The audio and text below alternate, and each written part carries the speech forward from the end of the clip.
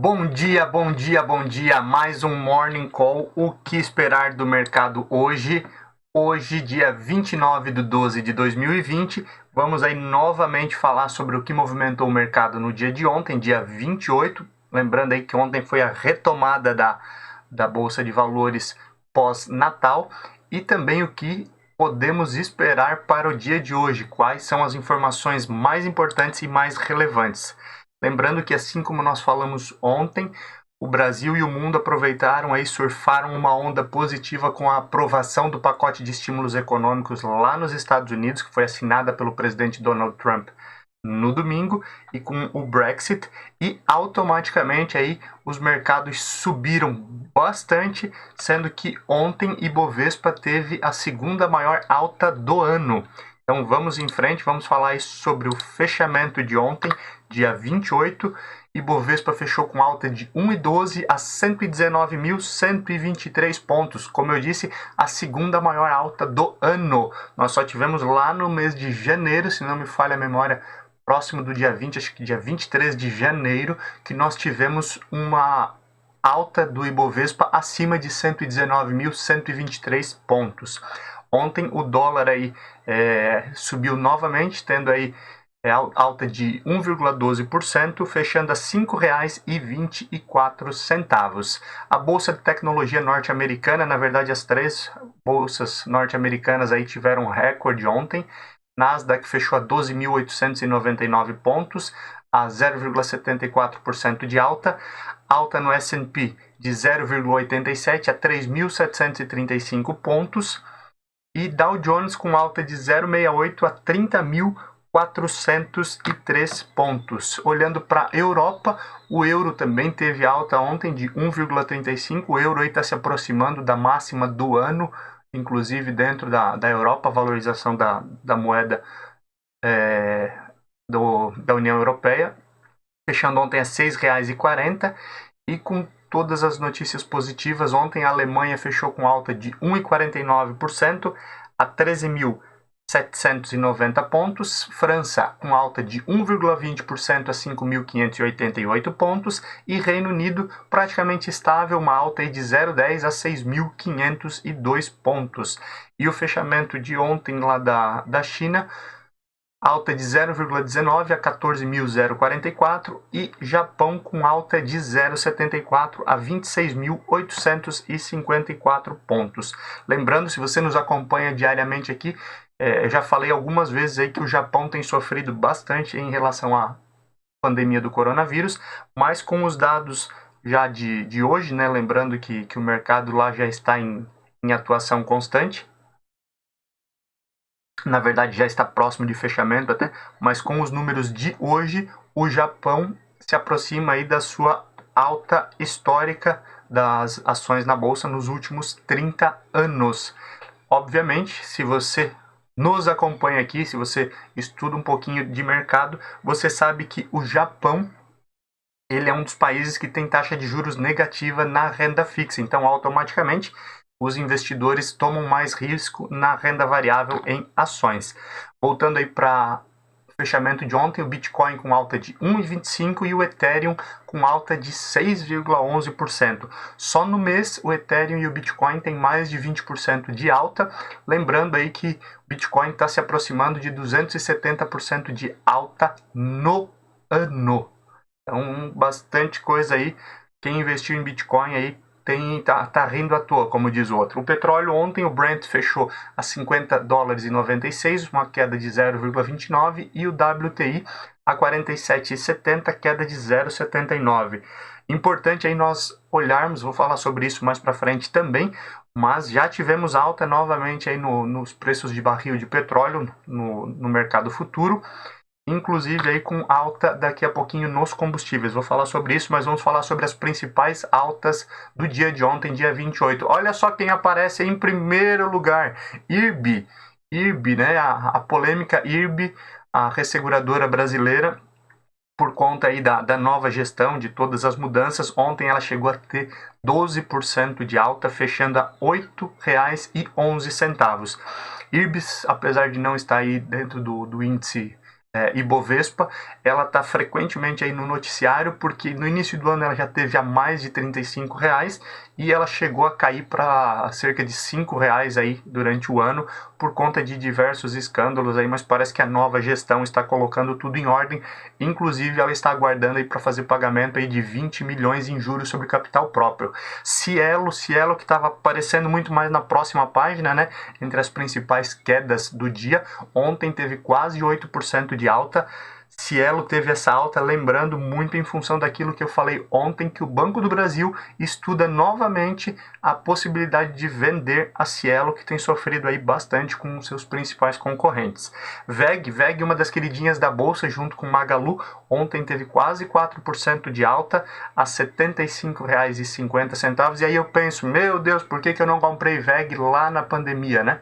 Existem uma série de situações aí, mais VEG aí saiu de preço médio de 35 para até R$ 75 agora, uma das queridinhas da Bolsa, e vem mantendo essa tocada. CVC Brasil ontem fechou a 19,68, a 3,9% de alta, e Hypera Pharma com 3,71% de alta, a 34,90. Então vemos números bem expressivos aí nas principais altas do mercado ontem.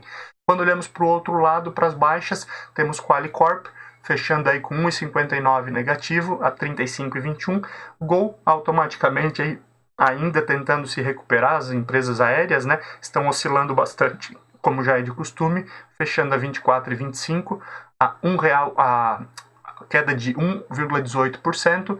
Uzi Minas fechando com queda de 1,09 a 14,46, e Marfrig vindo aí juntamente com outras empresas do setor numa oscilação constante. Marfrig fechou ontem com queda de quase 1% a R$ 14,54. E Braskem fechando aí, Braskem na semana passada, se você lembra, se nos acompanha aqui, semana passada Braskem vinha surfando uma bela onda e ontem fechou aí com leve queda, né, 0,90, perto do que ela cresceu, não é nenhum absurdo, mas agora figura aqui entre as principais baixas devido ao cenário de ontem. Na nossa agenda econômica, hoje será divulgada a taxa de desemprego no Brasil referente ao mês de outubro. Já nos Estados Unidos temos divulgação das vendas do varejo, isso referente obviamente ao mês de dezembro, isso mês contra mês e ano contra ano. Então isso mostra bastante, principalmente porque quando olhamos para a economia norte-americana, nós lembramos que além de ser atualmente a maior economia do mundo já há muitas décadas, também é uma das economias mais consumistas do mundo. Então, importante esse dado aí das vendas no varejo, aí, principalmente no mês de dezembro. Quando olhamos para a política, os estados, principalmente estados da região norte e nordeste, pediram a ampliação do estado de calamidade para o presidente, pelo menos aí até o final do primeiro semestre de 2021. Se você não entende o que isso significa, o estado de calamidade, muito por conta de tragédias, ou nesse caso, por conta da pandemia do coronavírus, ele permite que os estados e municípios, nesse caso aqui os estados, façam contratação, tá, de produtos e serviços, etc., sem a necessidade de licitação. Obviamente, por conta da pandemia, isso foi necessário, o Brasil gastou bastante, seja em todas as suas esferas, municipal, estadual e federal, mas a ampliação do estado de calamidade gera maior possibilidade aí de corrupção, né? Porque sem a necessidade de licitação, fica muito mais fácil aí você contratar aquele padrinho que acabou pagando aí para você fazer campanha e se eleger. Mas isso é algo aí que deve ser estudado e hoje deve movimentar também o mercado. Alguns dias atrás aqui eu falei que provavelmente o Senado teria candidatura única do MDB, por sua maioria dentro da casa, mas ontem, durante a noite, o PSD começou a cogitar o lançamento de um candidato, lembrando que o PSD tem 11 senadores, né? Então ele pode vir nessa briga dependendo aí de quem vier apoiar, mas pode ser que tenhamos uma disputa realmente no Senado entre o candidato do PSD, que ainda não foi definido, e um candidato também a ser definido pelo MDB. Essa semana inteira aí, a nossa tônica, e já alguns dias da semana passada, é sobre aquela ação do PDT, onde o ministro do Supremo, Cássio Nunes, alterou, entre aspas, a questão da ficha limpa, E agora o Supremo Federal, tá? O Supremo Tribunal Federal está analisando e diz que vale a pena olhar com carinho, porque a lei, da forma como ela está feita, realmente pode ser mudada, assim como o ministro Cássio Nunes fez inicialmente ali no dia 20 de dezembro. Obviamente aqui eu já me demonstrei claramente que eu sou contrário a isso, mas se a lei pode ser mudada, deve ser mudada se existe algum erro, mas os governantes, né, os nossos legisladores precisam olhar com calma para isso, porque alguém que roubou Estado, nação ou município tem que cumprir a sua pena e ficar aí um prazo inelegível. Na minha opinião, na verdade, não poderia concorrer mais a nenhum cargo público, mas essa é a minha opinião não vale muito nesse ponto. Ontem, importante ali, também uma discussão, oposição da Câmara e do Senado, mandaram carta dizendo que o que eles esperam, principalmente ali a oposição, que vai apoiar dentro da Câmara o candidato de Rodrigo Maia, o Baleia Rossi, a oposição disse que não é tão contrária às privatizações. Acho que é a grande notícia aí da semana, pelo menos da boca para fora. Situação e oposição estão aí se colocando para trabalhar lado a lado em prol de algo melhor para o país. Vamos esperar as cenas dos próximos capítulos, mas se espera aí uma oposição menor na Câmara e no Senado. Eu já falo há alguns dias aqui que havia um atrito muito grande aí entre governo e congressistas. Esperamos aí que tenhamos todos focados em colocar o Brasil novamente nos trilhos. E ontem à noite, foi suspenso todos os prazos de julgamento do governador do Rio de Janeiro, Witzel, né? O Rio continua sem governador, você lembrar disso, né? O Rio continua sem prefeito também, sem vice, mas o governador do Rio, ele está em processo de impeachment e devido a um depoimento no início da semana passada, que não foi dado as informações ainda aos advogados do Witzel, foi suspenso os prazos, ele não retorna inicialmente ao cargo, mas os prazos foram suspensos, lembrando que a suspensão, assim como foi no caso lá da presidente Dilma, ela é de 180 dias e deve ir até próximo de meados de abril do ano que vem. E os prazos, por enquanto, foram suspensos aí devido à necessidade de atualização dessas informações. Vamos falar um pouquinho de economia. No dia 22/12, os estrangeiros tiraram quase 200 milhões aí da B3. Se você lembrar, a gente enfatizou o fato aí de uma injeção muito grande de capital estrangeiro no Brasil, mas em um único dia aí teve uma retirada expressiva, mas no frigir dos ovos ainda estamos em cenário positivo, ou seja, os estrangeiros ainda olhando com bons olhos para o país, mesmo com risco fiscal, mas olhando com um potencial de ganho muito grande. A notícia aqui eu já falei sobre a maior alta no Japão nos últimos 30 anos das ações. E importante aí para a sua economia e para a minha, né? Hoje já vou correr para abastecer o carro. A Petrobras anunciou aí aumento a partir de hoje nas refinarias, 5% na gasolina e 4% no diesel. E como eu falei lá quando a gente falou sobre o barril do Brent ontem, tá? O futuro do Brent já está sendo negociado próximo de $51 hoje, o que automaticamente aí deve movimentar também essa questão aí do preço dos combustíveis e as ações das petrolíferas como a Petrobras. A SUSEP, quem não lembra da SUSEP, a SUSEP é a CVM, é o Bacen das seguradoras, né? Ela cuida da parte de seguros, resseguros, consórcio e capitalização. Ela está trazendo, o presidente da SUSEP aí falando que muita mudança haverá e a necessidade de novos produtos mais adequados quando se fala em seguro, previdência e etc. para os consumidores.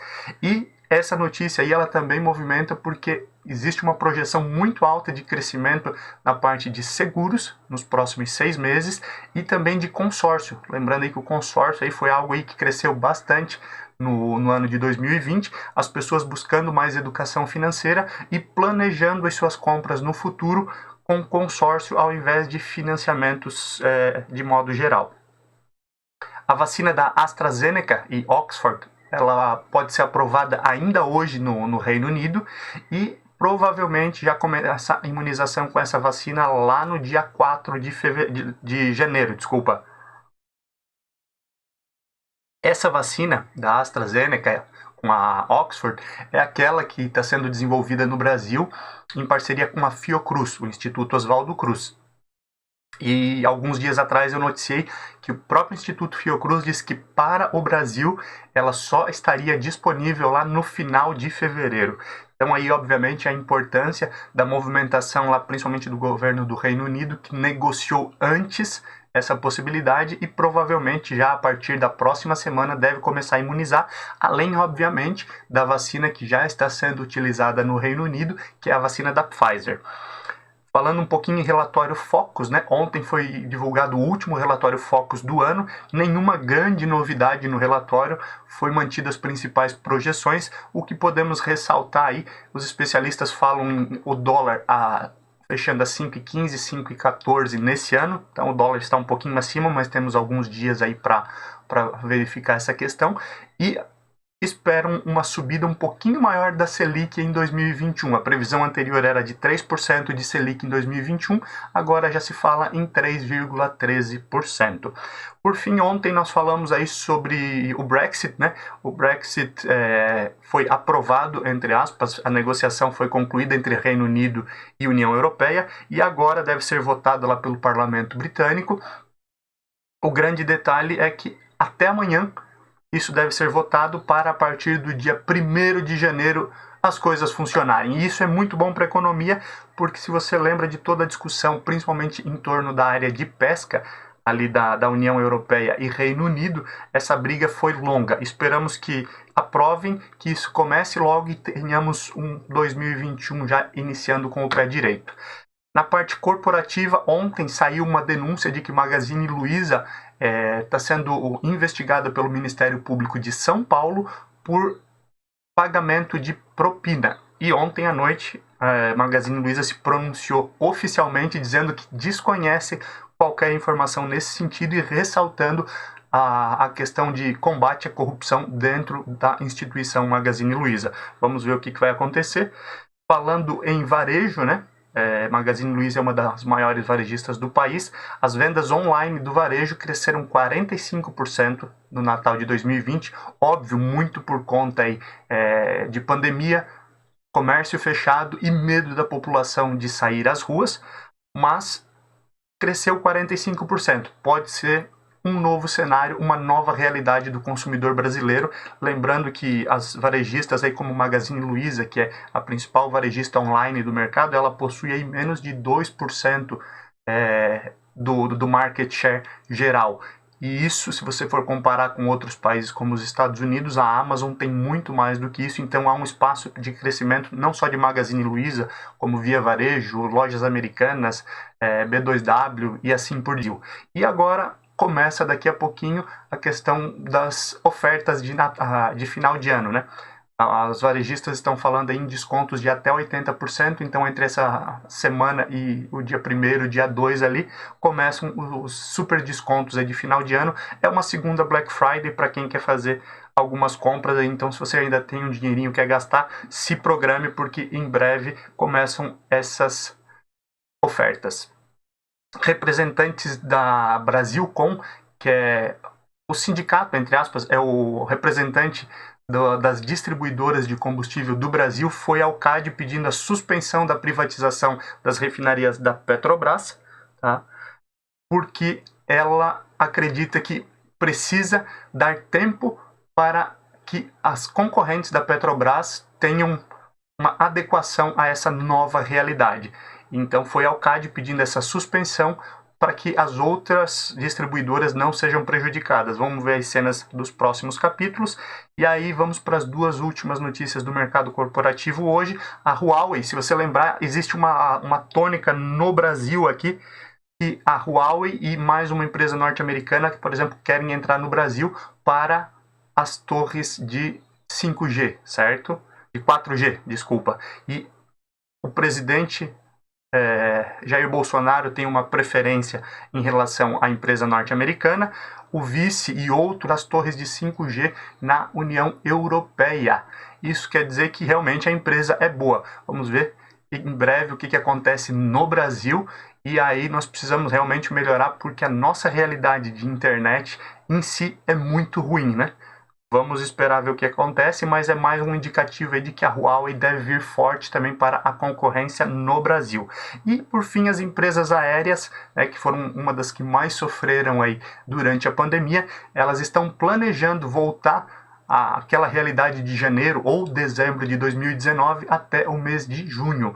Então vale a pena aí para aqueles que investem dar uma olhadinha nesse mercado. Obviamente é muito incerto ainda, isso não é recomendação de compra, mas é um planejamento aí de retomada, voltar aos números que existiam no final de 2019, janeiro de 2020. Muito obrigado aí novamente por você ter nos acompanhado. Lá no início eu esqueci, né? Mas eu sou o professor Wagner. Lucas, bom dia. Vi que tu mandou aqui no chat, nos acompanha aí todo dia. Obrigado por vocês aí que nos acompanham diariamente.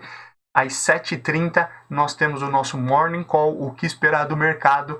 Até amanhã. E mais um detalhe que eu ia esquecendo, provavelmente teremos mais um dia de alta na Bolsa Brasileira hoje, visto que o mercado está aquecido e temos grande chance de nos aproximar aí dos 120 mil pontos, algo que era praticamente impossível quando olhávamos lá para a Bolsa em 69 mil pontos no meio da pandemia, lá no mês de março, abril.